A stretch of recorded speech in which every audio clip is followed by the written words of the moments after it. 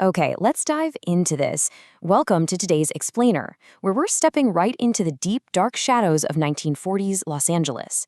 We are unpacking a story that is honestly as mesmerizing as it is deeply unsettling.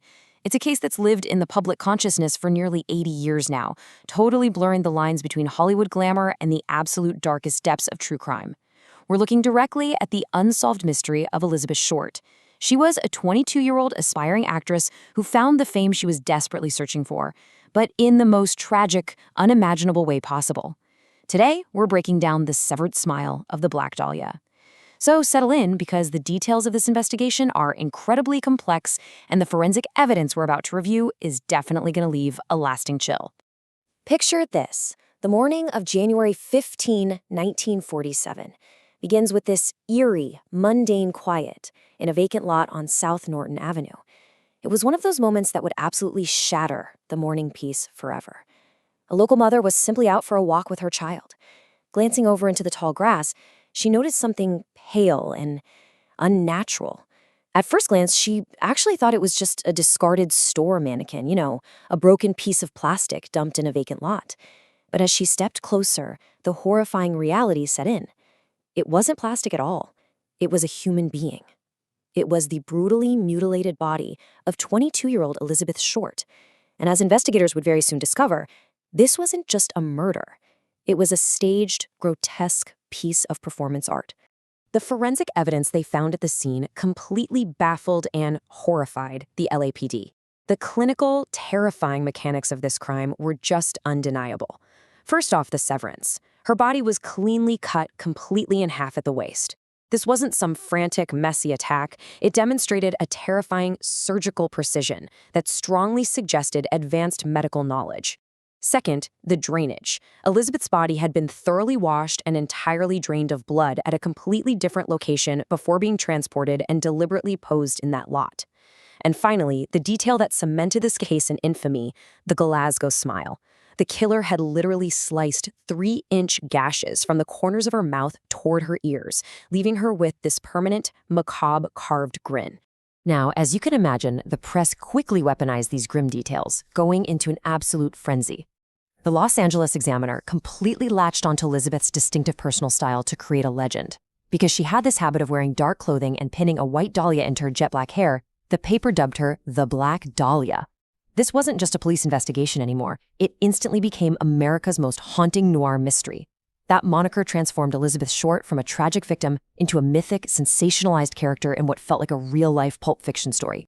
As we analyze this case, I want to address a question we get constantly from you guys exploring this mystery. What exactly happened in the days immediately leading up to her death? Well, based on eyewitness accounts, Elizabeth was last seen alive on January 9th, 1947, walking out of the ornate lobby of the Millennium Biltmore Hotel in downtown LA. She walked out of those heavy doors and simply vanished into the night. Between January 9 and the discovery of her body on January 15th, there is absolutely nothing. Those final 6 days remain a total, terrifying black hole to history. Nobody knows who she met, where she stayed, or how she ultimately ended up in the hands of her killer. Let's move to and see how this builds, because this vanishing act really set the stage for one of the most chaotic investigations in American history. We have January 9, that last sight at the Biltmore.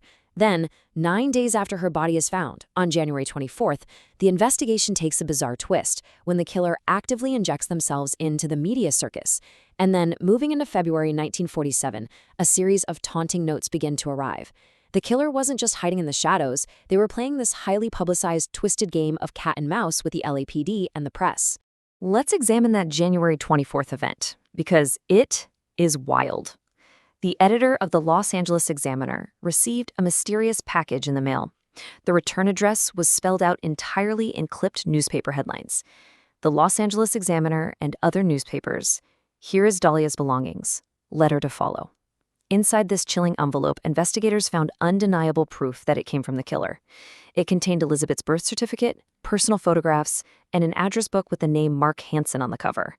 The killer was literally proving their identity, establishing a direct line of communication, and feeding the media machine all at the exact same time. And then came the taunts. In February 1947, a series of cut-and-paste letters arrived at the police station. The message was chilling.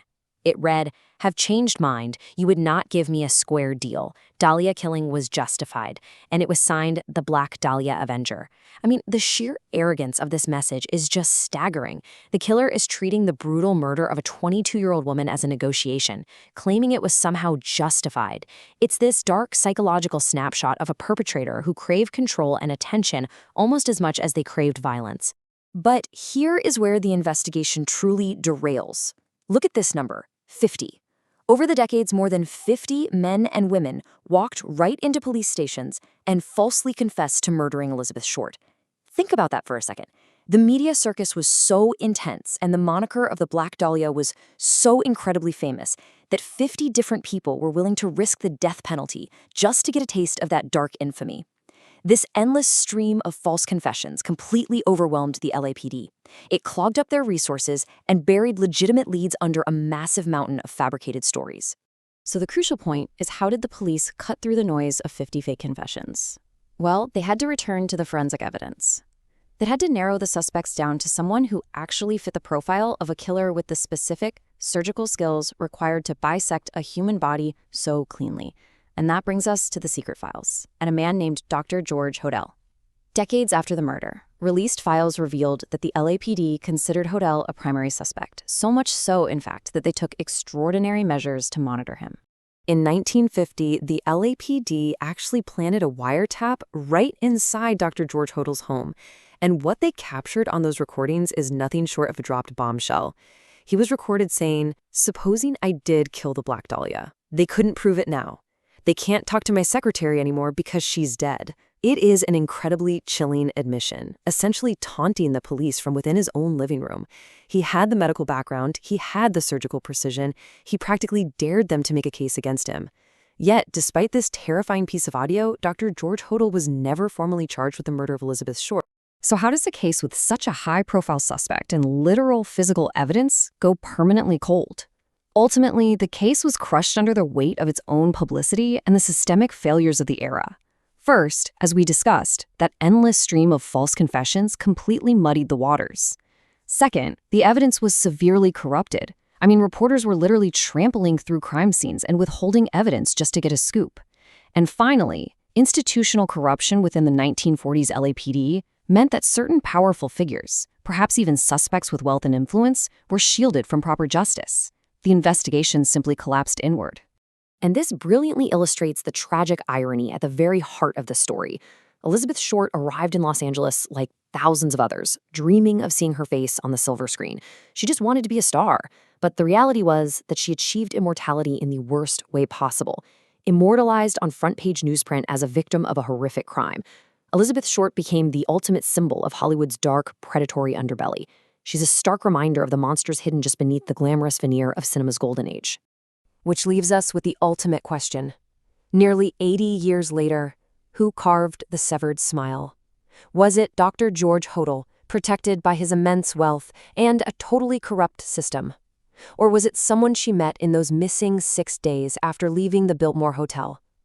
The identity of the Black Dahlia Avenger remains a ghost in the shadows of Los Angeles history.